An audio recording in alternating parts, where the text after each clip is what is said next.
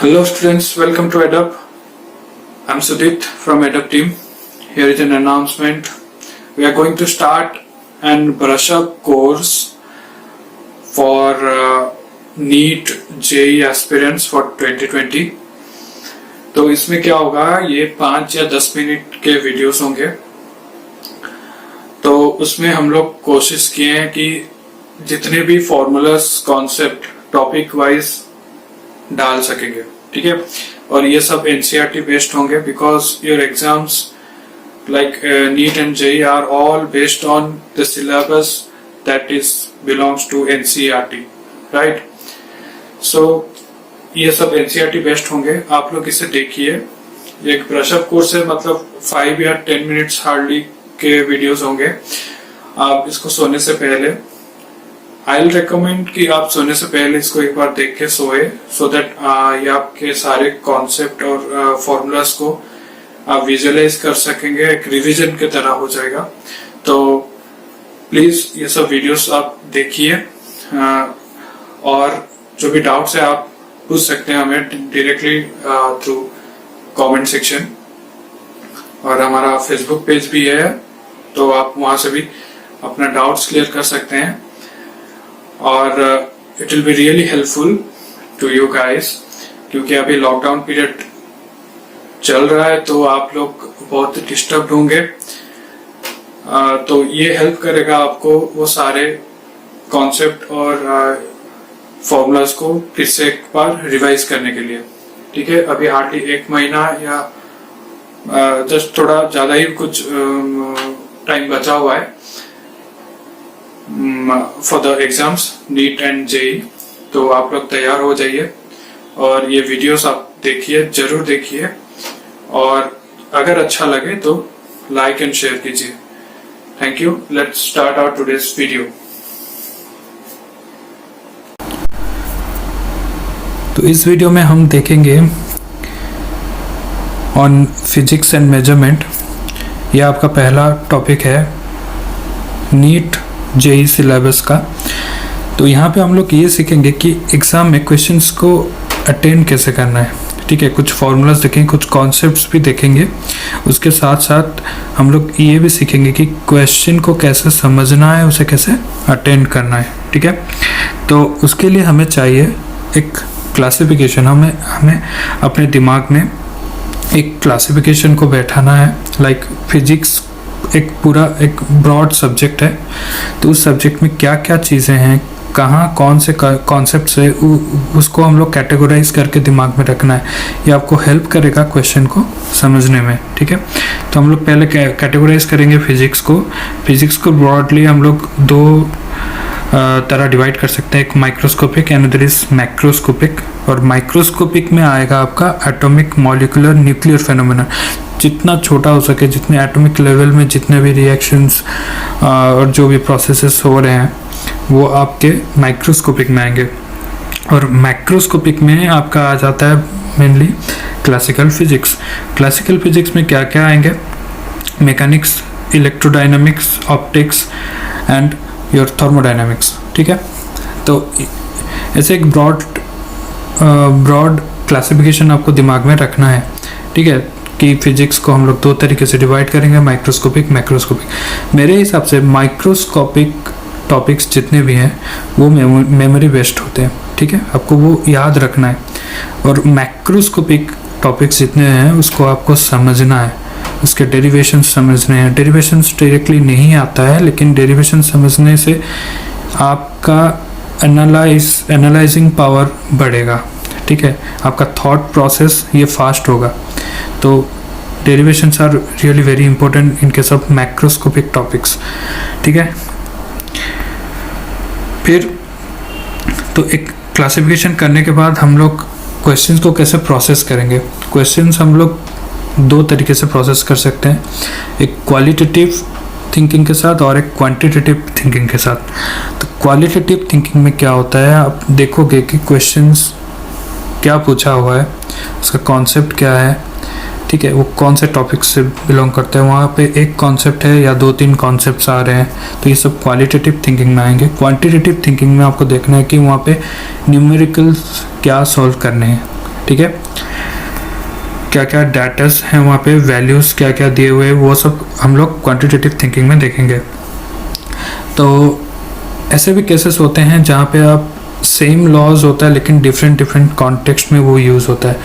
तो आपको इस चीज़ को लिमिटेड रखना है, जितने भी लॉज हैं उसको आपको लिमिटेड रखना है, उसको अच्छे से समझ के याद रखना है, और उसका एप्लीकेशन इज़ वेरी इंपॉर्टेंट। आप एक बार लॉ एक पढ़ लिए हो लेकिन उसका कॉन्टेक्स्ट डिफरेंट हो सकता है, तो वो एक जगह एक तरीके से यूज़ होगा, दूसरी जगह थोड़ा डिफरेंट वे से वो यूज़ होगा। तो आपको वो कैसे पता चलेगा, वो प्रैक्टिस से पता चलेगा। आप अभी जितना भी टाइम बचा हुआ है आप बस प्रैक्टिस कीजिए, और ये अपने आप में डेवलप हो जाएगा कि एक लॉ के साथ आप कैसे डिफरेंट जगहों पे डिफरेंट क्वेश्चंस सॉल्व कर सकते हो। ठीक है। और third point is unification reductionism. ये आपके एनसीईआरटी बुक्स में ही ये सारे पॉइंट्स हैं। मतलब आप अगर पढ़े होंगे एनसीईआरटी बुक्स को बार बार, तो आपके दिमाग में ये होगा कि हमें ये सब फिजिक्स पढ़ना है, मतलब हमको ये सब दिमाग में रख के चलना है। ठीक है। यूनिफिकेशन एंड रिडक्शनिज्म मतलब आप एक बहुत बड़ा कॉन्सेप्ट दिया हुआ है, बहुत बड़ा क्वेश्चन है, लेकिन उसके अंदर एक ही कॉन्सेप्ट अप्लाई होने वाला है, तो वो है यूनिफिकेशन। ठीक है। रिडक्शनिज्म है मतलब हमें पूरा बहुत बड़ा डेरिवेशन है, उसको डिराइव करते करते, उसको सिंप्लीफाई करते करते हम लोग उसको एक सिंपल इक्वेशन में डालना है, तो वो है रिडक्शनिज्म। तो वो अभी इतना इस एग्ज़ाम के लिए ये नहीं चाहिए हमें, ये आपको बोर्ड्स या वैसे टाइप थोड़ा डिस्क्रिप्टिव टाइप एग्जाम्स में चाहिए। ठीक है। And the fourth one is strategy of approximation. ये बहुत इंपॉर्टेंट है। आपको अगर फास्ट सॉल्व करना है, कुछ क्वेश्चंस को कम टाइम में सॉल्व करना है, तो आपको अप्रोक्सीमेशन आना चाहिए। अगर वहाँ पे एक वैल्यू है 2.39, ओके, वो 2.39 plus let 2.39 plus 1.99 for example, ऐसे कुछ है, तो आप उसको अप्रोक्सीमेशन यूज़ करके अप्लाई करके 2.39 को आप 2 ले सकते हो, 1.99 को आप 2 ले सकते हो, तो ये आ जाएगा अप्रोक्सीमेटली 4। तो अगर क्वेश्चन में 4 के आसपास कुछ ऑप्शंस हैं, एक ऑप्शन है, तो आप उसको चूज़ कर सकते हो। ये मैं एग्जांपल के लिए बस एक सिंपल सम लिया। तो आप कोई भी कैलकुलेशन को ऐसे बहुत फास्ट कर सकते हो बाय अप्लाइंग अप्रोक्सीमेशन। अगर क्वेश्चन में ऑप्शंस के बीच बहुत सारे डिफरेंसेस हैं, अगर मेरे ऑप्शंस यहाँ पे 2, 3, 4, 5 है, तो मैं 4 चूज़ कर सकता हूँ। लेकिन ऑप्शन अगर मेरा 4.1, 4.2, 4.3 ऐसा है, तो आप वहाँ पे 4 का कोई भी नियरेस्ट वैल्यू चूज़ नहीं कर सकते हो, तो वहाँ पे आपको एग्जैक्ट वैल्यू निकालनी है। समझ गए? तो यही बात है स्ट्रेटेजी ऑफ अप्रोक्सीमेशन में। अगर आप देख लिए हो, आपको रीड करना आना चाहिए क्वेश्चन एक बार पढ़ लिए हो, आपको हिंट मिल गया है सब, अब ऑप्शन एक बार देख लिए हो, तो ऑप्शन में आपको आइडिया आ जाएगा कि नहीं, ये आसपास वैल्यूज़ नहीं है, बहुत डिफरेंस है वैल्यू में, तो मैं अप्रोक्सीमेशन यूज़ करके जल्द ही मैं इसको सॉल्व कर सकता हूँ। ठीक है। तो ये सब स्ट्रेटेजी आपके दिमाग में रख के जाना है एग्ज़ाम से पहले।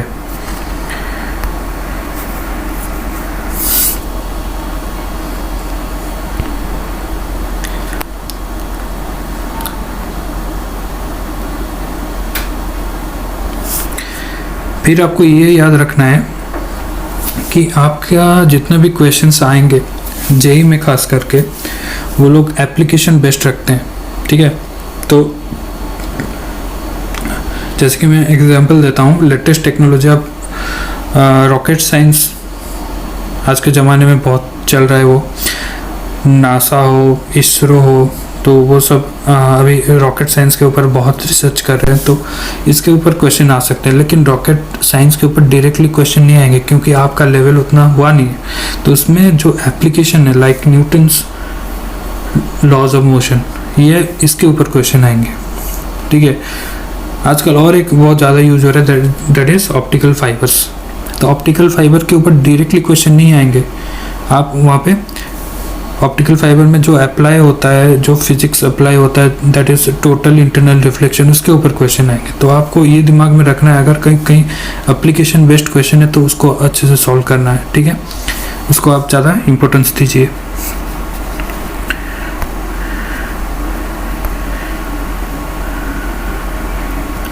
नेक्स्ट,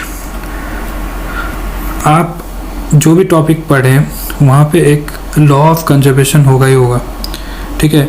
वो law of conservation of energy हो सकता है, मोमेंटम हो सकता है, एंगुलर मोमेंटम हो सकता है। तो आप कहीं भी जाओ, एक लॉ ऑफ कंजर्वेशन का एक इक्वेशन होगा, उस इक्वेशन को आपको याद रखना है, ठीक है। और मोस्टली हर जगह एनर्जी का इक्वेशन डिराइव किया जाता है, तो आप फाइनल एनर्जी का जो एक्सप्रेशन आता है, इक्वेशन होता है, उसको आप याद रखें, क्योंकि उसके ऊपर भी क्वेश्चंस आएंगे। फिर आता है units. Yes, this is really very important, because आप एक बार ऐसे ट्रिकी क्वेश्चन भी आएंगे कि क्वेश्चन में एक यूनिट होगा, ऑप्शन में और दूसरा यूनिट होगा, तो आपको वहाँ पे कंफ्यूजन हो सकता है। आपका आंसर आ जाएगा लेकिन यूनिट्स मैच नहीं करेंगे, ठीक है। तो वो अच्छे से जानना है आपको, यूनिट्स अच्छे से जानना है, यूनिट्स कन्वर्जन आना चाहिए, ठीक है। मैं यहाँ पे बस ये बता रहा हूँ कैसे स्ट्रेटेजी करना है, ठीक है। मैं पूरा कॉन्सेप्ट नहीं पढ़ा रहा हूँ, आपको ये बता रहा हूँ क्वेश्चंस कैसे अटेंड करने हैं, ठीक है। तो आप हमेशा फैमिलियर होना चाहिए। ये इंटरनेशनल यूनिट्स जितने भी हैं, CGS, FPS, MKS, ज़्यादातर क्वेश्चंस MKS नहीं तो CGS में होते हैं, तो आप इसके साथ फैमिलियर होना चाहिए।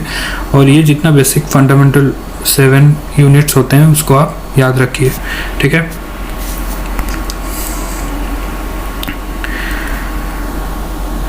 तो कुछ फॉर्मूलाज हम लोग फर्स्ट चैप्टर से देख लेते हैं।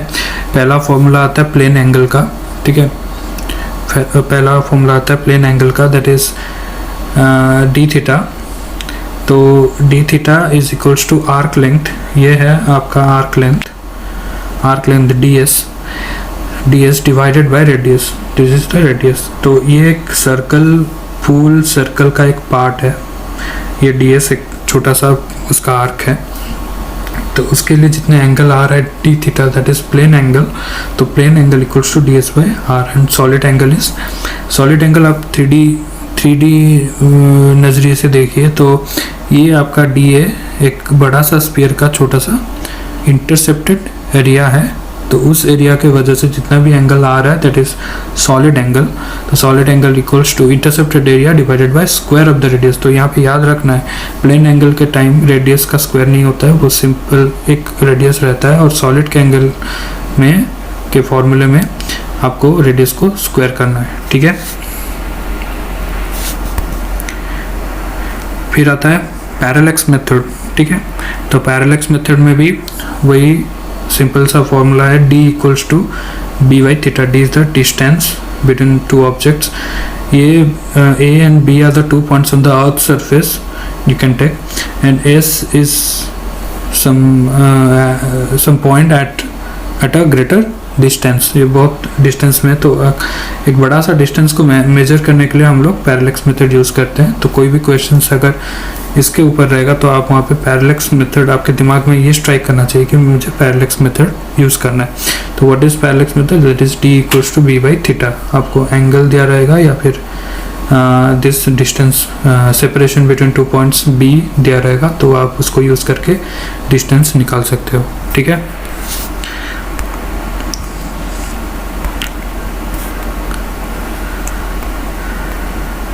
ये कुछ वैल्यूज़ हैं जिसको आपको याद रखना है। याद रख सकते हो तो रखो, नहीं तो नहीं, छोड़ देना। बिकॉज याद रखने से यह होता है कि आपको क्वेश्चन सॉल्व करने में आसानी हो जाती है, आप जल्दी सॉल्व कर सकते हो। तो इसको अगर याद रख सकते हो, इन दोनों में से ये दोनों ज़्यादा इम्पोर्टेंट हैं, एक 1 फर्मी एंड 1 एंगस्ट्रॉम, ठीक है। कभी कभी पार्सेक के ऊपर भी क्वेश्चन आते हैं। तो ये रहा आपके एरर। तो एब्सोल्यूट एरर पहले हम लोग मीन निकालते हैं, A1, A2, A3, सॉरी। तो A1, A2, A3, AN are the values from different observations. Okay, तो उसका हम लोग एक मीन निकाले हैं A1, A2, A3 divided by n, तो वो मीन एरर निकला। हम लोग एब्सोल्यूट एरर कैसे निकालेंगे, वो है difference between the mean and the individual errors, individual values. Okay, observations. फिर हम लोग उस एब्सोल्यूट एरर का मीन निकालते हैं, डेल्टा ए मीन, वो भी सबको ऐड करके डिवाइडेड बाय n। फिर रिलेटिव एरर आता है। रिलेटिव एरर कैसे आता है, delta A mean divided by A mean. जो भी आपका एब्सोल्यूट एरर का मीन आया डिवाइडेड बाय आपका ये वाला मीन, डिवाइड करने से आपको मिल जाएगा रिलेटिव एरर। और उसमें अगर आप 100 मल्टीप्लाई कर रहे हो तो वो हो गया आपका परसेंटेज एरर। ठीक है, ये बहुत सिंपल सा फॉर्मूले से हैं, तो इसके ऊपर भी क्वेश्चन आते हैं लेकिन डिफरेंट वे से ट्रिकी करके आते हैं, तो आपको ये दिमाग में रखना है ये सब चीज़।